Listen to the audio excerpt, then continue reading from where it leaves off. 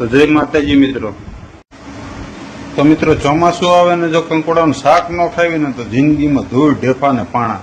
આમ તો મારી જિંદગીમાં ધૂળ ઢેફા પાણા જ છે, એટલે નવરો નવરો આ વિડીયો બનાવવું સારું એ વાત એક કરી મૂકો અને મેન મુદ્દા ઉપર આવી। એટલે જેને ખાતા આવડતું હોય પણ કંઈ બનાવતા ન આવડતું હોય ને એ ખાસ સાંભળી લીજો ને જોઈ લીજો। આ ઘડીએ વળીએ નવરો નથી તમારે હાટું વિડીયો બનાવવા। ના ના એ તો અમથો કહો નવરો જ છું। સારું હાલો પેલા હટાટ શાક બનાવી નાખવી, બીજી વાડિયું પછી કરશું। રાઈ નાખી દીધી, લસણ નાખી દીધું। દેશી સ્ટાઇલમાં એકદમ સિમ્પલ બનાવવાનું તો જ ખાવાની મજા આવે। જીરું નાખ્યું, થોડીક વઘાણી નાખી દીધી, ડુંગળીનો વઘાર,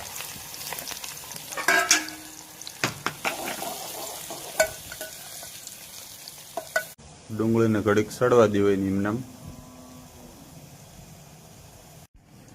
આપણે કંકોડા સુધારી નાખ્યા છે, બી નથી કાઢ્યા, એમનામ રવા દીધા। બી બધા બી કાઢી નાખે પણ આપણે બી કાઢ્યા વગર એમનામ દેશી બનાવવાનું। નાખી દીધા કંકોડા,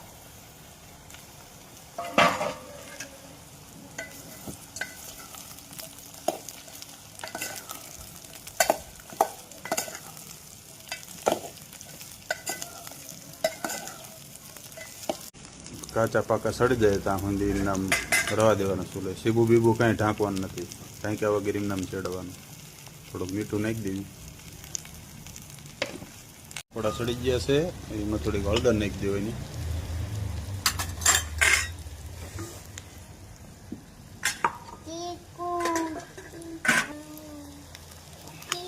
લસણમાં ભેળવેલો મસાલો,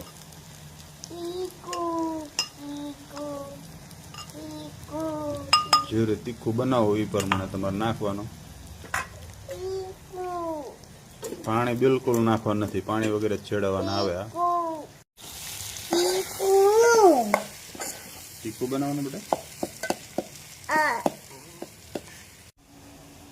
મસાલો નાખી દીધો પછી મસાલો કમ્પ્લીટ સડી જાય ત્યાં સુધી એમને સડવા દેવાનું ઘડી, મસાલો પાકે ત્યાં સુધી। આપણું શાક તૈયાર થઈ ગયું, રેડી એકદમ કમ્પ્લીટ। જે કંકોડાના આશિકોના વિડીયો ગમ્યો હોય, શાક ગમ્યું હોય એ લાઈક શેર તો જરૂર કરજો મારા વાલા। શાક કેવું લાગ્યું એ કહેજો, ખાવાનું મારે જ છે તમારે નહીં। સારું તો ખાઈ લેવા।